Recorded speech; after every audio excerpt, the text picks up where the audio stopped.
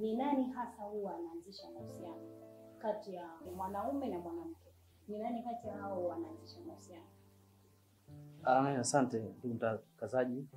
Kwa kawaida mwanzilishi wa mahusiano kwa mila zetu za Kitanzania, maana kuna baadhi ya nchi nyingine ni tofauti na sisi tulivyo. Kama India, anaoanza mahusiano mwanzilishi ni mwanamke. Lakini Tanzania, ambaye chanzo cha mahusiano ni mwanaume, lazima mwanaume ampose binti.